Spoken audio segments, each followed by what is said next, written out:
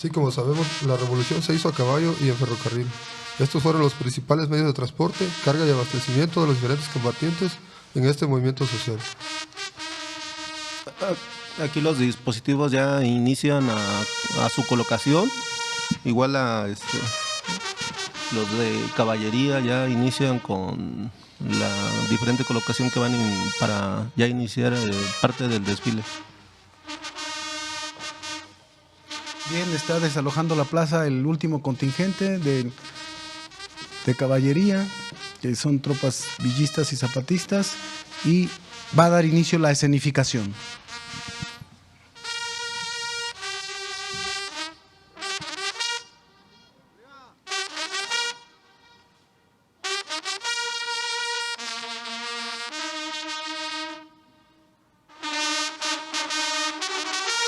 Estamos a minutos de que inicie el 109 aniversario del inicio de la Revolución Mexicana, con etapas prehispánicas de la historia de México.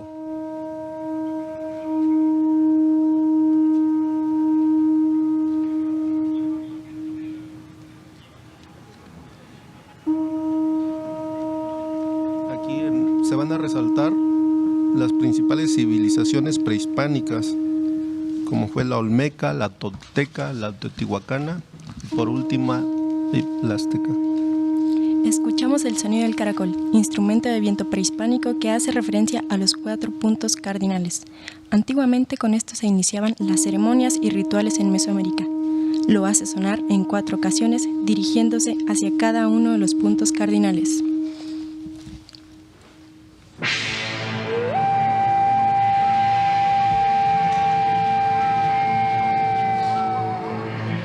Ahí ya inicia el desplazamiento de las diferentes civilizaciones que predominaron aquí en México,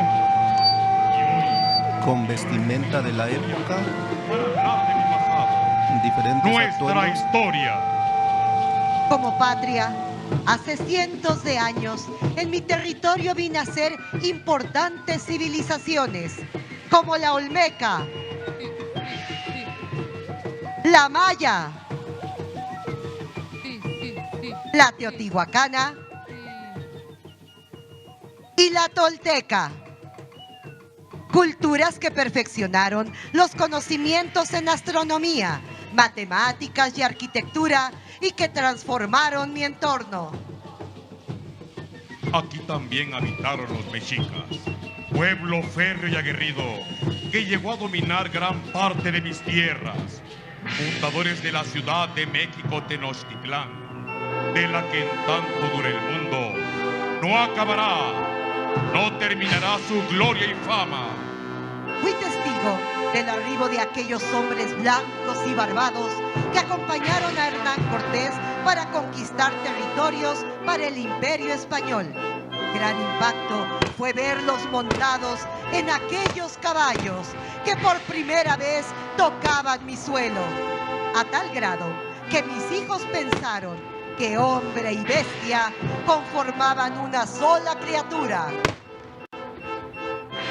El encuentro de estos hombres y mi pueblo provocó un choque cultural, decidiendo y cambiando la ruta de mi destino en el campo de batalla.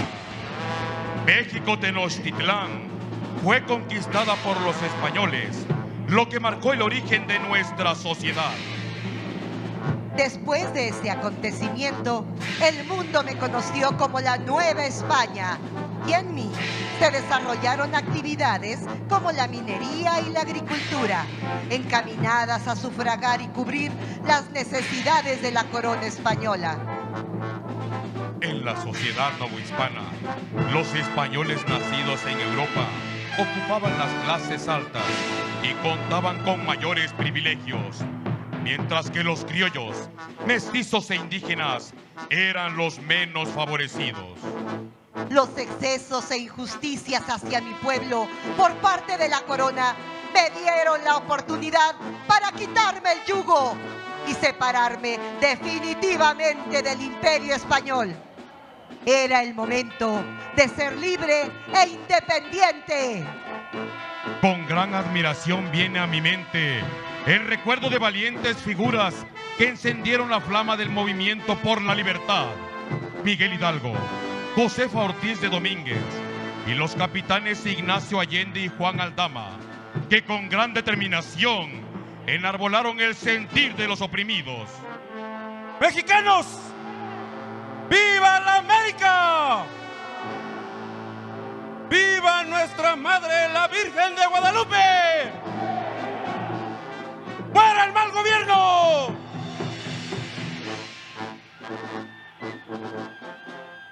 Sin embargo, su empresa no fue tan fácil como se pensó.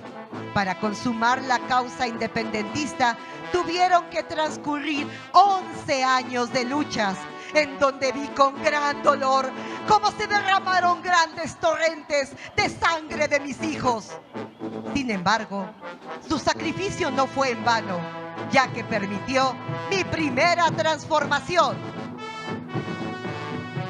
Años más tarde, y con el fin de ser reconocido internacionalmente por otras naciones, se escribió por primera vez mi nombre, Estados Unidos Mexicanos. No obstante, las generaciones precedentes y actuales, imponiendo sus tradiciones y costumbres, me reconocen simplemente como... de lo que me siento completamente orgulloso. El reconocimiento internacional nos trajo muchos problemas y algunas naciones quisieron aprovechar mis extensos territorios para ocuparlos y explotarlos. Pero gracias al pundonor de varios patriotas, mi suelo fue defendido de diversas invasiones extranjeras. Era tiempo de fortalecer un proyecto que permitiera consolidar las aspiraciones nacionales, la soberanía, la libertad y la independencia. La Constitución de 1857 plasmó los principios para consolidarme como una gran nación. Desafortunadamente, no todos los grupos políticos pensaban igual. La confrontación civil conocida como la Reforma dividió a mis familias en dos grupos. Por un lado, los conservadores, que desconocieron a la Constitución y buscaban regresar al viejo orden de las cosas y mantener así sus privilegios. Por el otro, los liberales, encabezados por el licenciado Benito Juárez García, que defendieron los ideales plasmados en esa Carta Magna. Este enfrentamiento se decidió en mis campos de batalla. Los liberales derrotaron en varias ocasiones a los conservadores. Tiempos de paz se aproximaban. Juárez exclamó: ¡Mexicanos! Encaminemos ahora todos nuestros esfuerzos a obtener y a consolidar los beneficios de la paz.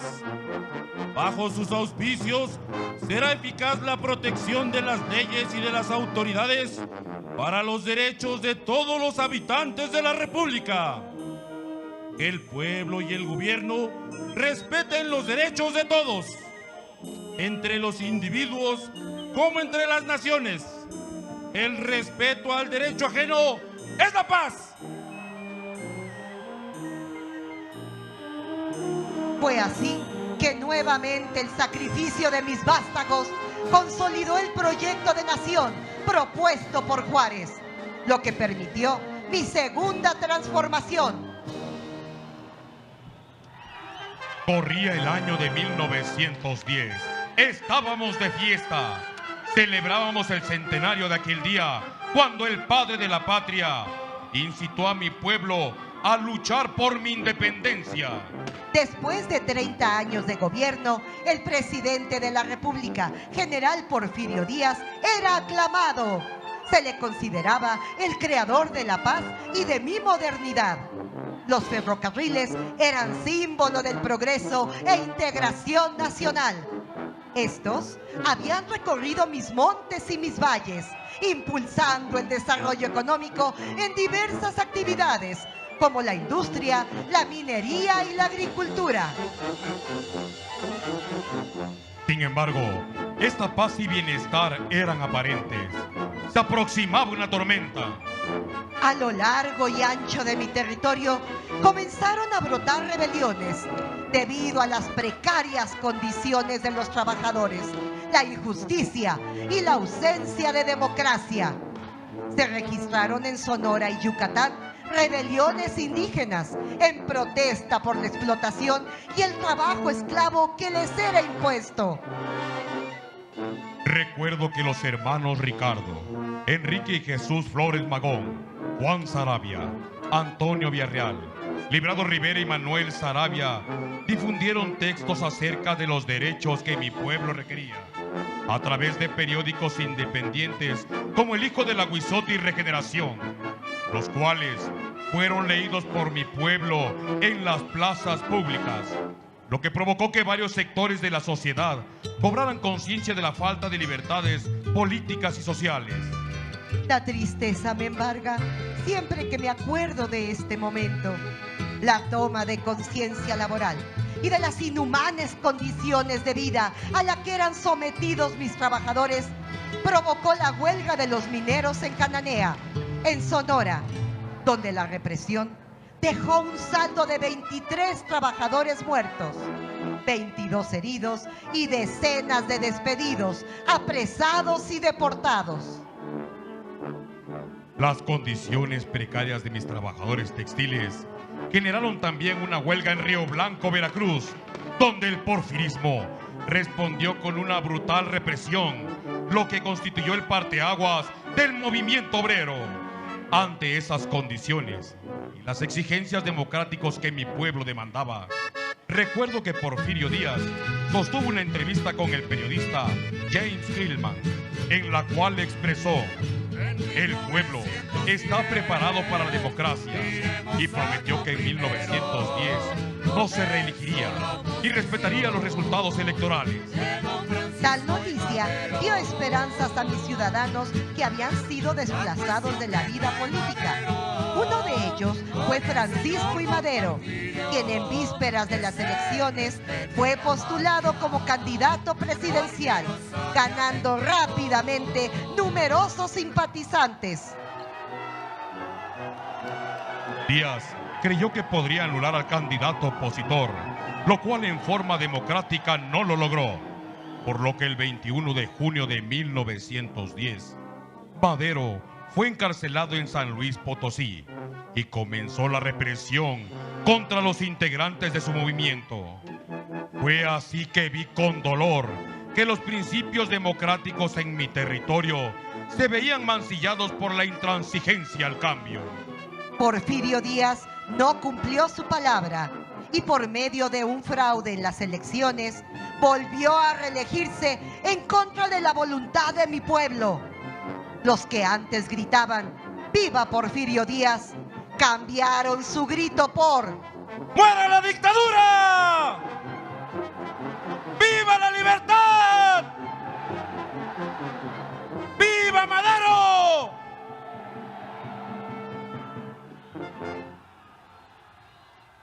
Fue así que bajo un contexto de desigualdad social y exigencias democráticas, el pueblo mexicano inició mi tercera transformación, la cual es reconocida en el mundo como la primera revolución social del siglo XX.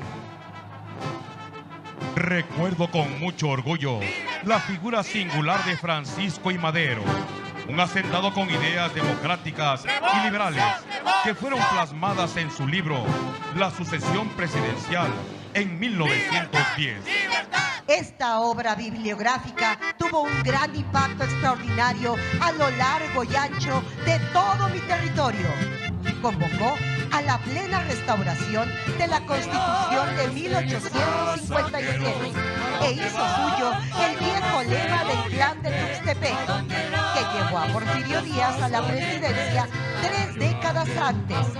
Sufragio efectivo. Ante el fraude electoral, Madero decidió defender el principio de la democracia en todo mi territorio, a toda costa. A través del Plan de San Luis, desconoció la reelección de Díaz y convocó a los habitantes de mi suelo a levantarse en armas en contra de la dictadura el 20 de noviembre de 1910 para dar inicio a una revolución democrática.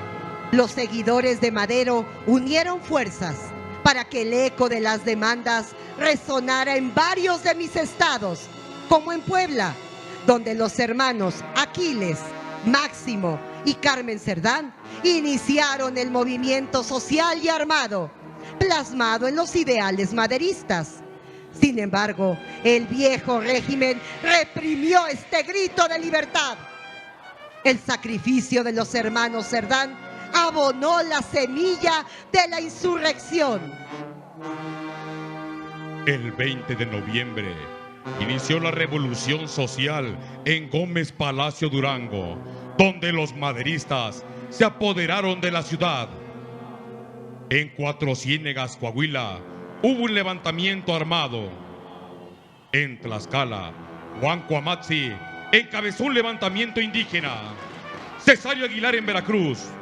Los obreros de Río Blanco tomaron el Palacio Municipal. Gran impacto generaron en mi territorio las tropas revolucionarias al mando de los caudillos Pascual Orozco y Francisco Villa, quienes libraron intensos combates para tomar la plaza de Ciudad Juárez, Chihuahua.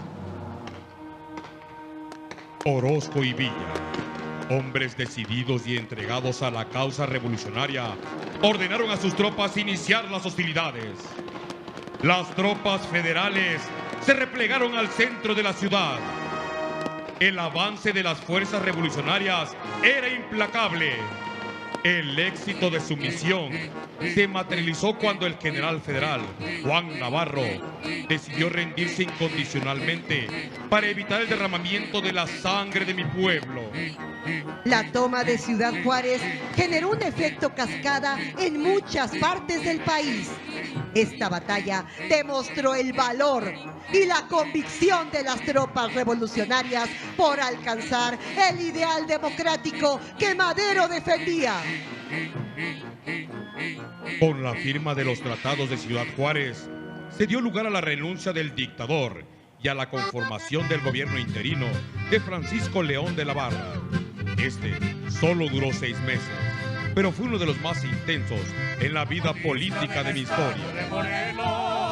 En octubre de 1911 se realizaron las primeras elecciones libres en mi historia independiente, resultando electo para ocupar la presidencia de la República Francisco I. Madero y como vicepresidente José María Pino Suárez. Mi pueblo tenía esperanza y se auguraba un futuro mejor.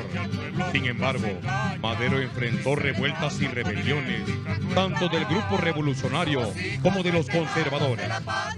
Aún guardo en mi memoria a Emiliano Zapata, líder revolucionario que luchaba por la tierra, quien logró reunir a miles de campesinos, indígenas, pequeños y medianos agricultores. Sus seguidores tenían raíces profundas en la ancestral reivindicación agraria de los pueblos indígenas que reclamaban la posesión original de sus tierras. Y conforme con la administración de Madero respecto a la restitución de tierras, Zapata lo desconoció y promulgó el Plan de Ayala, que se puede resumir en la siguiente idea. Los pueblos o ciudadanos que tengan sus títulos correspondientes entrarán en posesión de los terrenos, montes y aguas que les hayan usurpado los hacendados, científicos o caciques, a la sombra de la tiranía porfirista. ¡Tierra y libertad!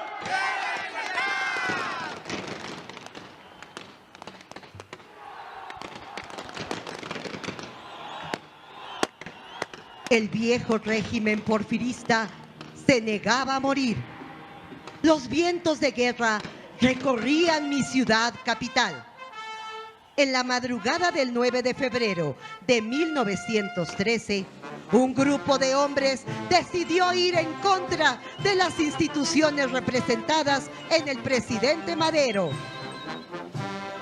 La sublevación fue encabezada por Bernardo Reyes, Félix Díaz y Manuel Mondragón, quienes lograron convencer a una fracción de la guarnición de la Plaza de la Ciudad de México e intentaron apoderarse del Palacio Nacional.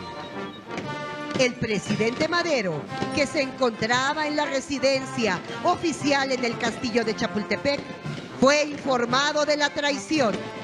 Ante estos acontecimientos, decidió defender el orden constitucional, por lo que recurrió a los jóvenes que se formaban en el colegio militar para enviar un mensaje de fortaleza e integridad a mi pueblo.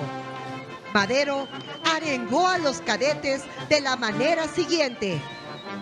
Jóvenes cadetes, unos cuantos malos mexicanos, militares y civiles, se han sublevado esta madrugada contra mi gobierno. En estos momentos, la situación ha sido dominada por el pundonoroso general Lauro Villar, comandante de la guarnición, y el Palacio Nacional está en poder de las tropas leales a las instituciones legalmente constituidas. Van a escoltarme en columna de honor hasta Palacio Nacional para demostrar al pueblo capitalino que hemos triunfado, derrotando a los infidentes desleales.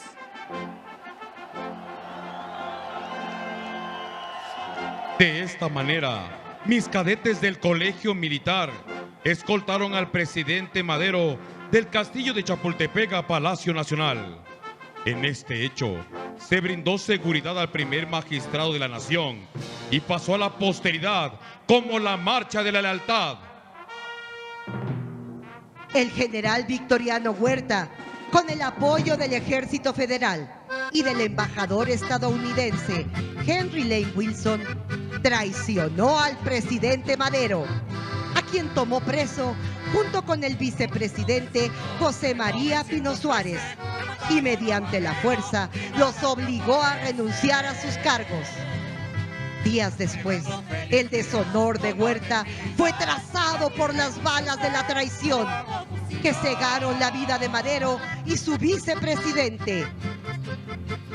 Con su muerte, Madero se convirtió en el apóstol de la democracia y en un poderoso símbolo que convocó la revolución política y social contra el usurpador.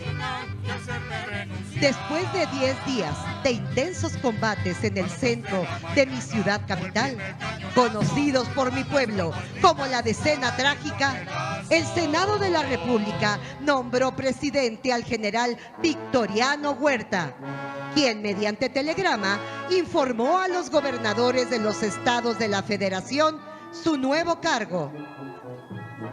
Venustiano Carranza, gobernador del estado de Coahuila, no estuvo de acuerdo con este acontecimiento, ya que se quebrantó el orden constitucional. Por lo tanto, convocó al Congreso de su estado para dar a conocer su postura ante esta situación. El orgullo me embargó, ya que la valentía de los hombres que formaban parte de la 22ª legislatura del estado de Coahuila emitieron el decreto 1421, de fecha 19 de febrero de 1913, mismo que en su parte medular indicaba: Se conceden facultades extraordinarias al Ejecutivo del Estado en todos los ramos de la administración pública para que suprima los que crea convenientes y proceda a armar fuerzas para coadyuvar al sostenimiento del orden constitucional. Me causó gran esperanza que un grupo de revolucionarios se reuniera con Carranza en la hacienda de Guadalupe con el fin de formular un documento que tuviera gran alcance y estableciera un plan político que sirviera de guía en la lucha que estaba a punto de iniciar para mantener el orden constitucional. El clarín de la guerra emitía sus sonidos de convocatoria para luchar por la libertad, la igualdad y la democracia. La firma del Plan de Guadalupe estableció los lineamientos bajo los que se lucharía en la revolución constitucionalista, entre los que se encuentran, primero, el desconocimiento del gobierno huertista. Segundo, la creación del Ejército Constitucionalista. Tercero, se nombró a Carranza como primer jefe del Ejército Constitucionalista y encargado del Poder Ejecutivo.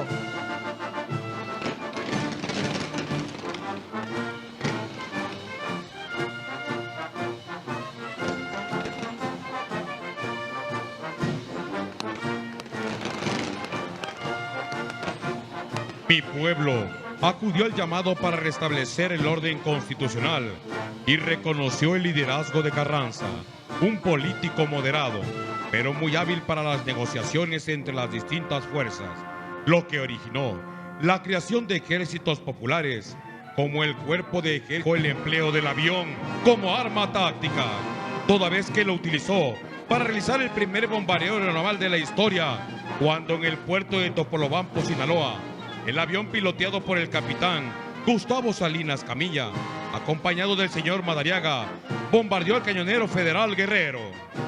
Pablo González logró avanzar en apoyo de los otros ejércitos revolucionarios. Villa, por su parte, obtuvo importantes triunfos como la toma de Ciudad Juárez, Tierra Blanca, Ojinaga, Torreón y San Pedro de las Colonias. Ante la división ideológica y política de mi sociedad, se presentó la oportunidad para que los Estados Unidos de América, motivados por intereses económicos, realizaran una invasión al puerto de Veracruz. Guardo en mi memoria aquel 21 de abril de 1914. Mi puerto de Veracruz amaneció bajo nubarrones de tormenta y mar intranquilo. Cientos de marinos estadounidenses empezaron a desembarcar para tomar el puerto ante una feroz resistencia de mi gente. En este suceso, el comodoro Manuel Azueta lanzó una vibrante arenga a los cadetes de la Escuela Naval Militar al decir: ¡A las armas, muchachos! ¡La patria está en peligro!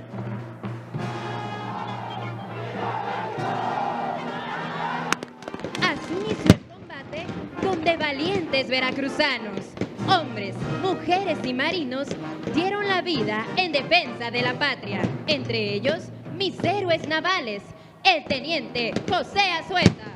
¡Murió por la patria! Y el cadete Virgilio Uribe. ¡Murió por la patria! Hoy, como hace más de 100 años, la Armada de México es garante de mi soberanía nacional. Recuerdo que Venustiano Carranza, ante estos acontecimientos, comunicó su descontento vía diplomática a los Estados Unidos de América, exigiendo la no intervención. En mi mente, revivo la forma en que el primer jefe del Ejército Constitucionalista dio continuidad a la lucha en contra del Ejército Federal, ordenando a los generales Álvaro Obregón movilizar sus tropas por la costa del Pacífico, a Pablo González por los estados que confluyen con el Golfo de México y a Francisco Villa por el centro de mi territorio, partiendo del norte hacia el centro del país. El Centauro del Norte contó con el apoyo y asesoría de un profesional de la guerra, destacado artillero e hijo del Colegio Militar, el valiente y honorable General Felipe Ángeles. La plaza de Zacatecas representaba uno de los últimos bastiones del Ejército Federal para llegar a la Ciudad de México. Por ello, Villa comisionó al general Ángeles para preparar el dispositivo de combate. El general Ángeles aplicó los principios de la ciencia de la guerra, planteó y ejecutó de manera magistral todos sus movimientos, utilizando principalmente la artillería. Las tropas de infantería revolucionarias rodearon la ciudad y la atacaron por todos los puntos posibles. Mientras tanto, las piezas de artillería cubrieron el movimiento, hostilizando las líneas defensivas del enemigo, que se situaba en los cerros de la Bufa y el Grillo. Aquella mañana, el estruendo de los cañonazos revolucionarios motivó a los atacantes. Su avance era vertiginoso, lo que les permitió consolidar posiciones. La artillería, por su parte, alargaba sus disparos para protegerlos. Se luchaba centímetro a centímetro, palmo a palmo. El derroche de valor de los contendientes era extremo. El empuje de las fuerzas revolucionarias obligó a las tropas federales a replegarse al centro de la ciudad. El general federal Luis Medina Barrón ordenó evacuar la plaza. Con una maniobra de distracción, salieron rumbo a Aguascalientes. La capital zacatecana fue ocupada por la División del Norte. Después del triunfo de Zacatecas y la toma de Guadalajara por las tropas constitucionalistas, el avance a la Ciudad de México obligó a Victoriano Huerta a presentar su renuncia a la presidencia de la República. ¡Qué satisfacción me generó ver derrotado al usurpador!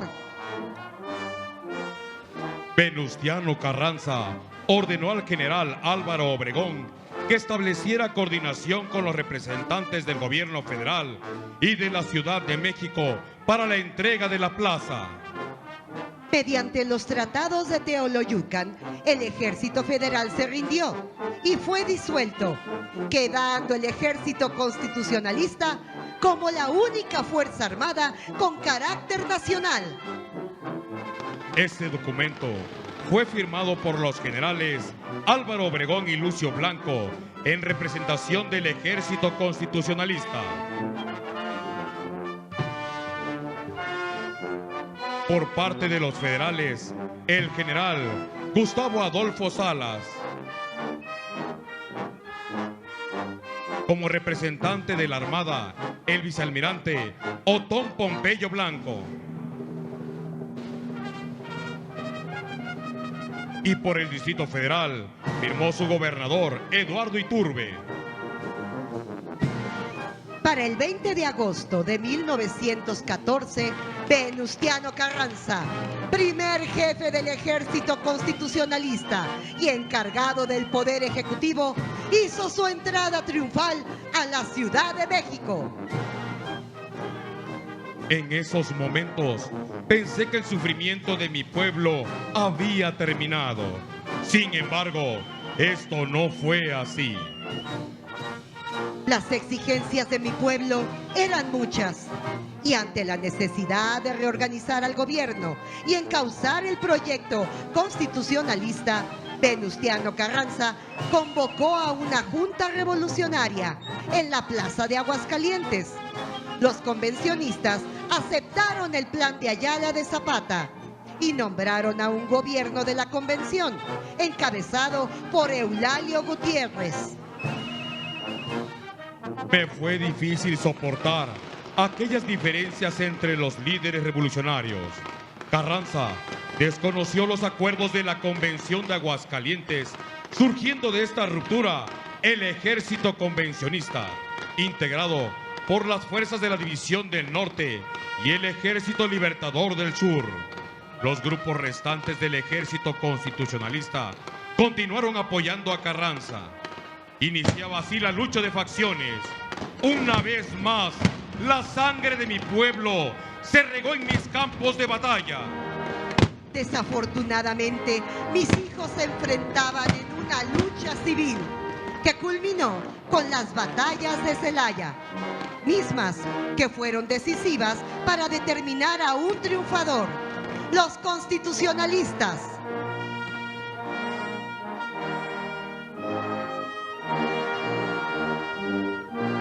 Venustiano Carranza convocó un congreso constituyente que se reunió en el Teatro Iturbide de la ciudad de Querétaro.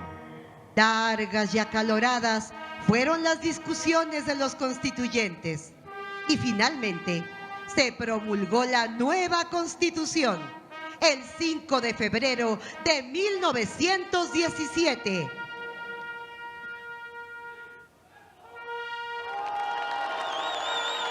En ella se plasmaron las reformas políticas y sociales que demandaba la revolución y que mi pueblo requería, y se vieron reflejadas en los artículos 3º, en el cual se estableció un modelo de educación pública, laica y gratuita. 27, donde se reconoció como legítimo el reparto agrario.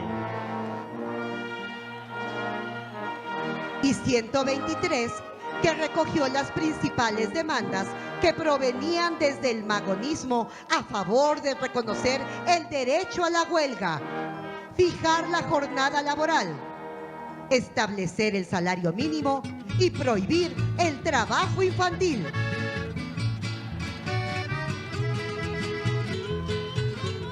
En esta Carta Magna se otorgó a las mujeres igualdad jurídica debido a su destacada participación como combatientes.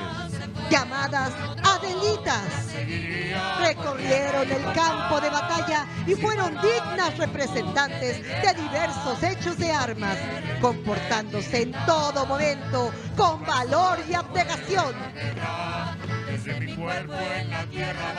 A partir de la segunda década del siglo XX, se dio el amanecer de un nuevo régimen revolucionario, democrático y con libertades que renovó mi estructura y permitió mirar hacia el futuro con esperanza por un mejor bienestar para mi pueblo. Recuerdo con entusiasmo y entera satisfacción la administración del gobierno del general Lázaro Cárdenas del Río, quien apoyó a mis trabajadores y campesinos para mejorar sus condiciones de vida laboral.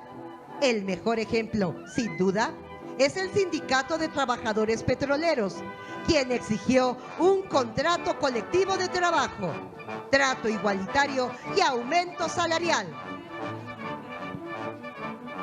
A pesar de estas demandas, la respuesta de los empresarios fue negativa. Por ello, mis trabajadores se organizaron para exigir el cumplimiento de estos derechos, llevando a cabo diversas manifestaciones populares en la Ciudad de México y en los principales centros de explotación petroleros. Fueron días complicados, lo recuerdo bien. La relación obrero-patronal se tensó a tal grado que el gobierno de Lázaro Cárdenas tuvo que intervenir como mediador en el conflicto. Ante la obstinación de los empresarios, el señor presidente decidió expedir el decreto de la expropiación petrolera, que a la letra dice: se declaran expropiados por causa de utilidad pública y a favor de la nación la maquinaria, instalaciones, edificios, oleoductos, refinerías, tanques de almacenamiento, vías de comunicación, estaciones de distribución, embarcaciones y todos los demás bienes muebles e inmuebles de propiedad de las compañías de petróleo. Para pagar la deuda que se contrajo por la expropiación, era necesario el apoyo de todo mi pueblo. Por ello, Cárdenas dirigió un mensaje a la sociedad.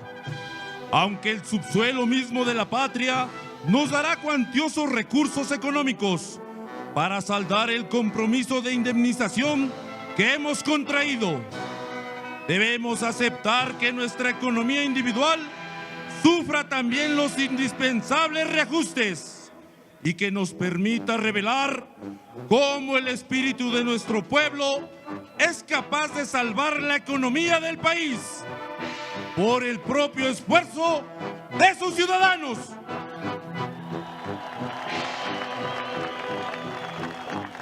Es inolvidable aquel día cuando todo mi pueblo, conmovido por esta causa justa, sin importar su condición social, acudió en gran número a los centros de acopio instalados a lo largo y ancho de todo mi territorio. Observé con admiración a mis niños, jóvenes, mujeres y hombres realizar donaciones con artículos tan variados como gallinas, guajolotes, joyas, alhajas, muebles, radios, ropa, planchas, colchas, alcancías y dinero en efectivo. La expropiación petrolera marcó un antes y un después en mi historia moderna.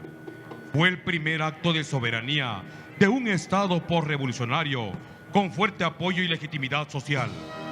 Al mismo tiempo, configuró la esencia de una presidencia de la República fuerte y con gran arraigo popular. Como resultado de la expropiación petrolera, fue necesario incrementar mi poder naval para proteger la extracción y exportación del petróleo, así como brindar seguridad a mis litorales del Pacífico y del Atlántico para salvaguardar mis recursos y mi soberanía. 11.122 kilómetros de costas, más de 3 millones de kilómetros cuadrados de zona económica exclusiva y 98 puertos son los que me conectan actualmente con el mundo.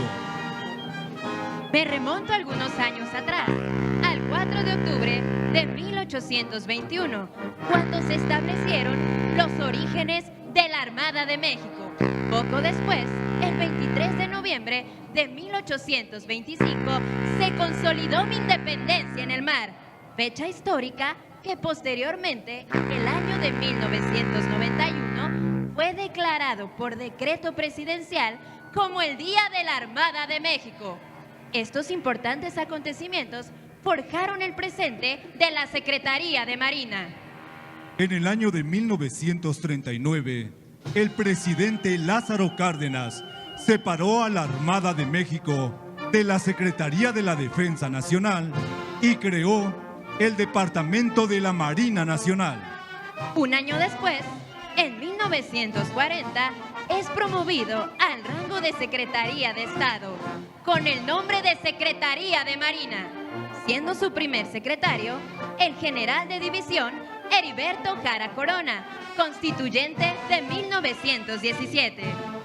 Desde entonces, la Secretaría de Marina vela por mi pueblo en el mar, en el aire y en la tierra. La misión no era fácil. Fortalecer la defensa de mis costas y mares era necesario. La guerra se aproximaba. En mi memoria está grabado aquel hecho de gran trascendencia. El presidente Manuel Ávila Camacho, en defensa de mi honor, y después del hundimiento de mis buques, Potrero del Llano y Faja de Oro, decretó el estado de guerra de la forma siguiente. México en la actual contienda guerrera se ha abstenido de todo acto de violencia y no ha escatimado ningún esfuerzo para mantenerse alejado del conflicto. Es imposible dejar de reconocer y de proclamar sin menosprecio del honor nacional y de la dignidad de la patria la existencia de un estado de guerra.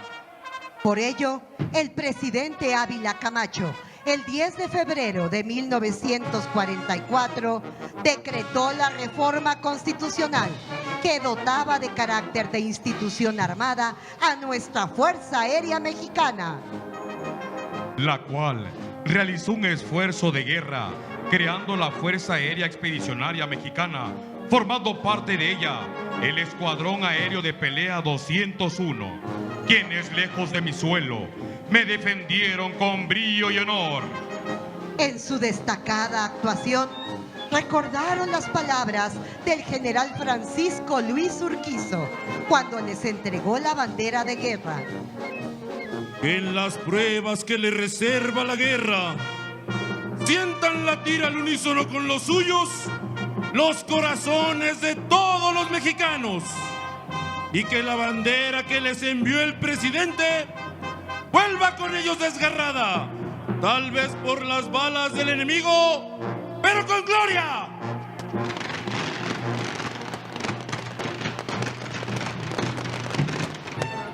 Yo he cambiado a lo largo de los años. Sin embargo, continúo con mi pueblo en un gran proceso de transformación para hacer plenos y efectivos los postulados y derechos que fueron las aspiraciones por las que miles de mis mujeres y hombres lucharon durante la revolución. En el ocaso de los días, tengo la firme convicción de que unidos podamos transitar todos hacia una nueva transformación. ¡Viva México!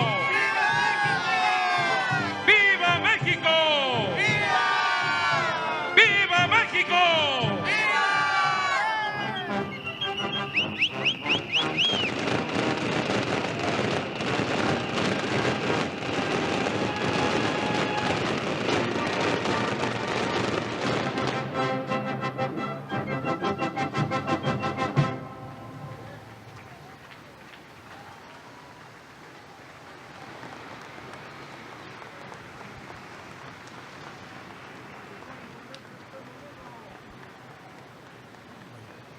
Después de esta gran escenificación donde vimos pasajes, personajes que nos dieron el México que hoy gozamos, Teniente Ambrosio, ¿nos puede decir algo de este pasaje histórico que acabamos de ver en la Plaza de la Constitución? Se narraron las principales etapas de México, que fue la independencia, la guerra de reforma, la revolución, enfocándonos más en este proceso que fue la revolución. Como vimos a los diferentes personajes, que fue Venustiano Carranza, Madero, Victoriano Huerta, que dejaron huella en la historia de México. Asimismo, observamos aeronaves que simularon diferentes escenas, y aquí estamos viendo principalmente a personajes que participaron en las diferentes escenas de la historia de México, como son zapatistas, las civilizaciones prehispánicas, y ahorita ya se está movilizando para seguir con el evento que se tiene a continuación. Gran actuación del personal militar, del Ejército, de la Fuerza Aérea, de la Armada, en esta representación de las fases de la historia de nuestro país. ¿Qué nos puede decir al respecto, subteniente Cabello? Bueno, pues los integrantes del Ejército Mexicano nos sentimos orgullosos de poder presentar a nuestro pueblo mexicano las etapas que marcaron la historia de nuestro México actual y sobre todo del Ejército del que hoy orgullosamente formamos parte. Bien, los contingentes van a trasladarse a sus ubicaciones en el dispositivo de la columna de desfile, puesto que ellos pasarán por las calles de la Ciudad de México, ante el pueblo de México, con gallardía. A continuación, vamos a dar paso a los ejercicios. Okay.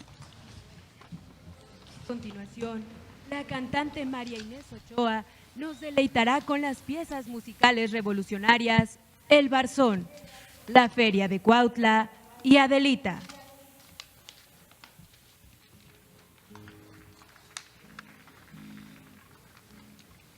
María Inés Ochoa.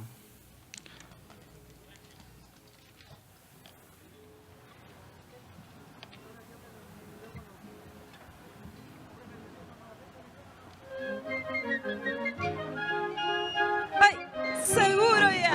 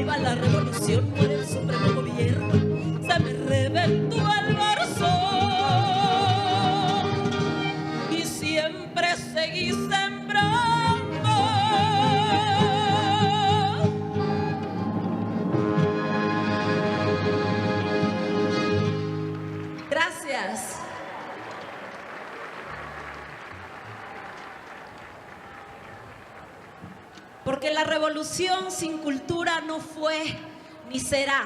¡Viva la cultura! ¡Viva la revolución! ¡Viva la Revolución Mexicana!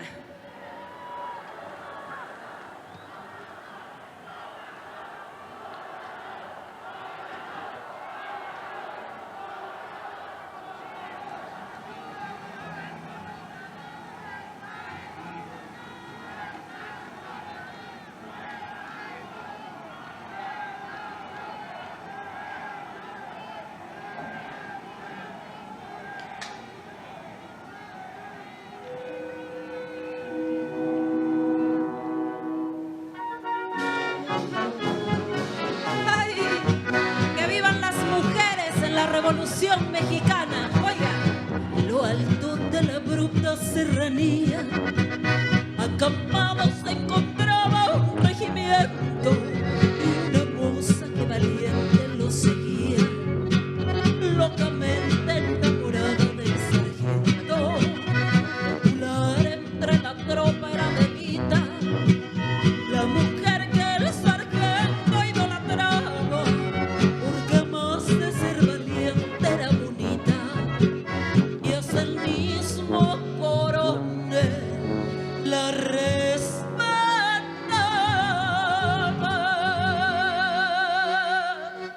y se oía que decía aquel que tanto la quería. Adelita se llama la joven a quien yo quiero y no puedo olvidar. En el mundo yo tengo una rosa y con el tiempo la voy a cortar. Y si Adelita quisiera ser mi novia, y si Adelita fuera mi mujer, le compraría un vestido de seda para llevarla a bailar al cuartel. ¡Ay!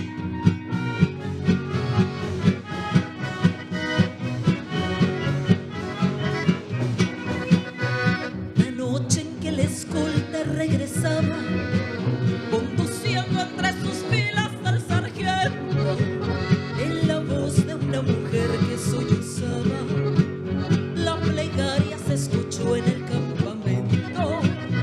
Al oírla el sargento, temeroso de perder para siempre a su adorada, ocultando su emoción bajo el embozo, a su amada le cantó de esta manera.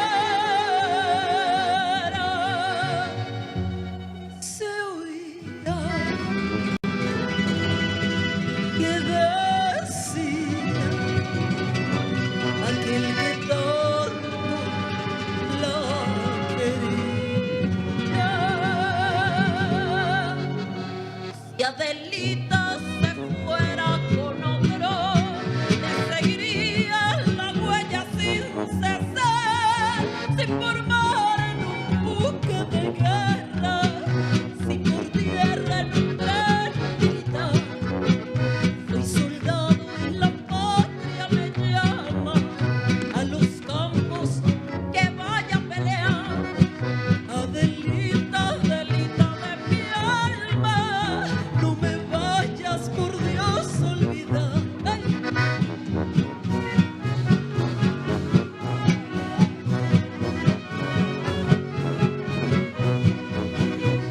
Después que terminó una cruel batalla y la tropa abandonó su campamento por las bajas que causara la metralla, muy diezmado regresaba el regimiento.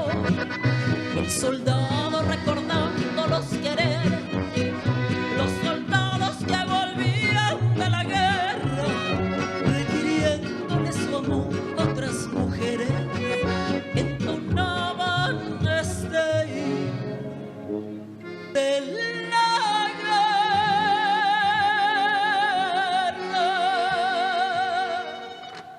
Y se oía que decía aquel que tanto la quería. Si acaso yo muero en campaña y mi cadáver en el campo va a quedar, Adelita, por Dios te lo ruego, que con tus ojos me vayas a llorar. Toque el clarín de campaña, la guerra, salga el valiente guerrero a pelear, correrán los arroyos de sangre que gobiernan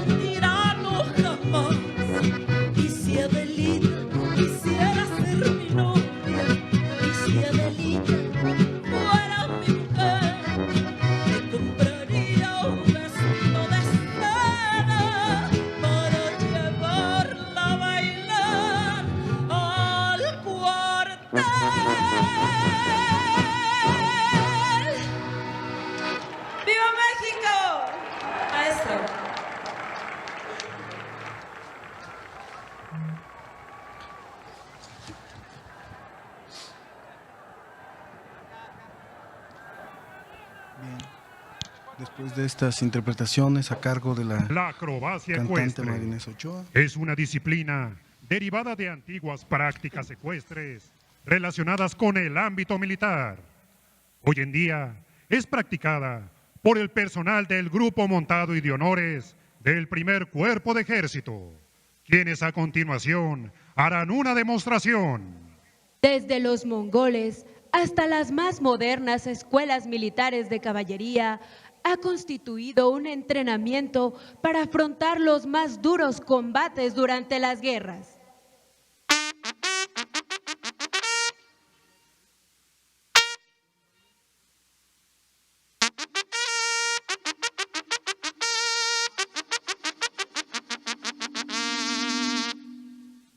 Descubierta monumental.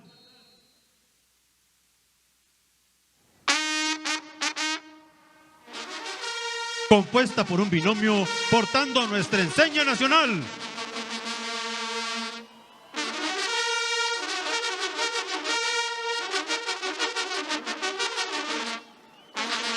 Descubierta. Con esta suerte da inicio la acrobacia ecuestre que lleva a cabo el Grupo Montado y de Honores del Primer Cuerpo de Ejército.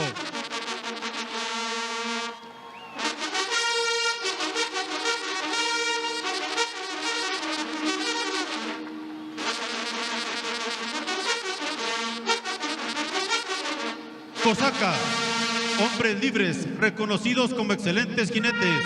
En esta suerte, el jinete se desplaza a galope, con un sable en la mano con el cual hará la vista a la derecha.